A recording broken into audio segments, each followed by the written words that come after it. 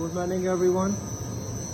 Today I have a yearly control, a system that is for a big facility here. We have two big compressor. I'm gonna show you. I'm just here to check if the system is leaking and everything is okay. This is carrier system.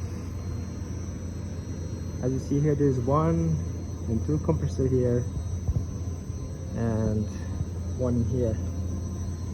This system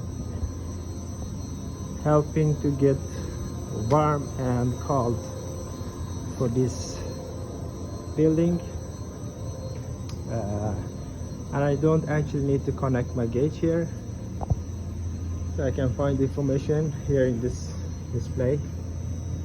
You see discharge pressure, suction pressure in kPa, so I will write it down. Yeah, so this is all I'm gonna do with this system. Thank you so much.